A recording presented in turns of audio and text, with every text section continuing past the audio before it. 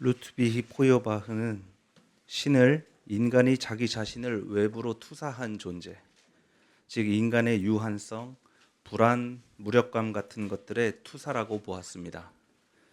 폴 틸리히는 이것을 비존재의 위협이라고 했습니다. 한마디로 신의 고향은 인간의 불안과 두려움입니다. 인간이 불안했기 때문에, 두렵기 때문에 신을 만들었다는 것이죠. 인간이 신을 처음 인식하게 된 계기는 불안이었습니다. 구름에서 천둥과 번개가 치는 것을 보고 모든 동물들은 놀랐을 것입니다. 인간은 저 위에 단단히 화가 난 어떤 절대자가 있을 거라고 상상했습니다. 그래서 하늘을 향해 제사를 지내기도 했고, 무서워서 하늘이 보이지 않는 동굴에 숨기도 했습니다. 그래서 구름은 두려움의 상징입니다. 아마도 성서에서 하나님을 신비롭고 무서운 모습으로 그리기 시작한 사람은 모세였을 것입니다. 성서 안에서 모세는 하나님을 독대하는 유일한 사람입니다. 모세는 언제나 하나님을 산 위에서 은밀하게 혼자 만났는데 오늘은 특별히 여호수아와 함께 오릅니다. 그것은 곧 지도자 자리를 계승해야 하니까 그랬던 것 같습니다. 모세는 산에 오르기 전에 장로들을 불러서 당부합니다. 우리가 돌아올 때까지 기다리십시오. 아론과 훌이 여러분과 함께 있을 겁니다. 지도자의 일을 잠시 아론과 훌에게 맡겼습니다. 모세가 산에 오르자 구름이 산을 덮었습니다. 늘 이런 식이었습니다. 산 밑에 장로들과 백성들은 두려움에 떨어야 했습니다. 하나님을 만나면 죽는다는 소문 때문에 같이 만나고 싶지는 않았고 또 그렇다고 궁금해하지도 않았습니다. 보통 병사들이 사단장 그 장군을 만나고 싶지 않은 이유와도 같습니다. 부담스럽고 또 괜히 화를 당할까 무섭기 때문입니다. 또 우리를 대신해서 모세가 하나님을 만나주지만 그것 또한 불안합니다. 괜히 모세가 산에서 신을 만났다가 죽으면 어떡하죠? 신을 만날 수 있는 유일한 지도자를 잃게 되는 겁니다. 산 밑의 사람들은 언제나 저 위에 구름을 바라보면서 불안에 휩싸였습니다. 구름은 미스테리한 분위기를 연출하는 장치입니다. 산에 귀신이 많이 나오는 이유는 어둠과 안개 때문입니다. 괜스레 무섭잖아요. 구름 뒤에 무엇이 있는지 모르니까 우리는 무서운 것입니다. 이렇게 무지와 불안은 연결됩니다. 오늘 복음서에서도 구름이 등장합니다. 오늘 예수께서는 베드로와 야고보 그리고 요한과 함께 산에 오르셨습니다. 산에 오르자 예수의 모습이 변화했습니다. 얼굴은 해와 같이 빛나고 옷은 빛과 같이 하얗게 되었습니다. 그때 유대인들에게는 전설적인 인물 모세와 엘리야가 나타나서 예수와 이야기를 나누고 있습니다. 저번에 인도네시아의 한 유명 가수가 저를 초청했다는 얘기를 듣고 우리 교회 한 청년이 믿기지 않는다면서 목사님이 그 정도였냐고 묻더라고요. 우리 예수님 대단하다고는 생각했는데 저 정도였다니, 모세와 엘리야와 이야기를 나눌 정도였다니 제자들은 변화한 그리스도의 모습을 보고 깜짝 놀랐습니다. 그때 베드로가 횡설수설 말합니다. 선생님, 제가 여기에 초막 셋을 지을 테니 여기서 선생님과 모세, 엘리야 이렇게 세 분을 모시게 해주십시오. 베드로가 말을 하던 도중에 빛나는 구름이 그들을 뒤덮었습니다. 구름 속에서는 음성이 들려옵니다. 이는 내 사랑하는 아들이다. 나는 그를 좋아한다. 모세와 엘리야까지 모자라서 이제는 구름을 동반한 무시무시한 하나님까지 등장했습니다. 제자들은 무서운 나머지 얼굴을 땅에 대고 엎드렸습니다. 몹시 두려워서 벌벌 떨었습니다. 만약 장로들이 모세를 따라서 산에 올라갔다면 이렇게 벌벌 떨지 않았을까요? 너무 무서워서 기절하는 사람도 있었을 것입니다. 오늘 함께 읽은 베드로전서에서도 베드로후서에서도 베드로가 이 일을 증언합니다. 우리가 그리스도의 권능과 재림을 알려드린 것은 교묘하게 꾸민 신화를 따라서 한 것이 아닙니다. 우리는 그의 위엄을 눈으로 본 사람들입니다. 우리가 거룩한 산에서 그분과 함께 있을 때 우리는 그분을 향한 하나님의 말소리가 하늘로부터 들려오는 것을 들었습니다. 오늘 우리가 읽은 복음서의 장면을 베드로가 증언하고 있습니다. 예수께서 하얗게 변화하신 것은 마치 그리스도의 위엄을 드러내는 것 같았습니다. 구름 속에 계신 하나님께서 그를 인정해 주시는 것 또한 예수의 권위가 세워지는 일이 되었습니다. 그러나 이 이야기는 사실 단지 예수의 위엄을 드러내기 위한 목적은 아니었습니다. 베드로가 벌벌 떨고 있을 때 예수께서 제자들에게 손을 대시고 말씀하십니다. 일어나거라. 두려워하지 말아라. 그들이 눈을 들어서 보니 아무것도 없었습니다.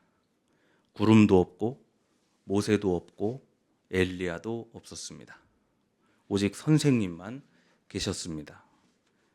그들은 조금 민망한 채로 예수를 따라서 산에서 내려갑니다. 여러분, 구름은 허상입니다. 다시 말해서 우리의 공포와 불안은 망상이고 그 공포의 대상은 허상입니다. 어떤 병을 진단받았을 때 우리는 말할 수 없는 공포에 휩싸입니다. 아무 말도 들리지 않습니다. 저는 그 순간 갑자기 귀가 안 들리기도 했습니다.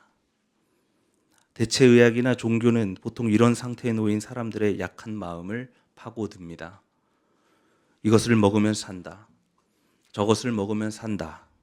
이런 말 한마디에 지푸라기라도 잡는 심정으로 집이라도 팔아서 이것저것 잡아보지만 그것으로 그 불안이 완전히 해소되지는 않습니다. 예수만 믿으면 산다.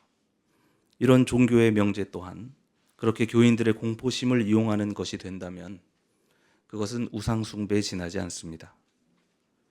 물론 지푸라기라도 잡아야 하는 사람도 있고 또 살다 보면 그런 순간도 있을 수 있습니다. 그러나 모든 상황이 절벽 끝은 아닙니다. 마치 매 순간 절벽 끝에 매달려 있는 것 같지만 정신을 차리고 또렷한 마음으로 그 썩은 동아줄에서 손을 놓았을 때 오히려 우리는 허무하게 땅을 밟기도 합니다.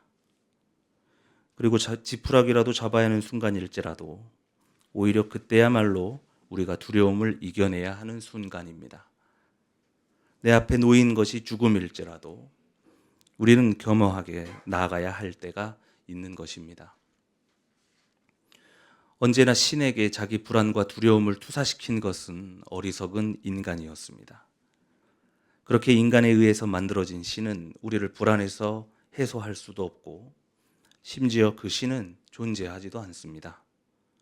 구름 위를 올라가 보십시오. 화를 내면서 번개를 던지는 신이 없습니다. 우주를 아무리 바라보십시오. 뜻에 따라서 상을 주고 벌을 주는 신이 없습니다. 하나님은 어디 있습니까? 분명한 것은 하나님이 구름 안에 없다는 것입니다. 베드로가 오늘 예수 그리스도의 변화와 위엄을 증언했지만 그 후에 이런 말을 남깁니다. 우리에게는 더욱 확실한 예언의 말씀이 있습니다.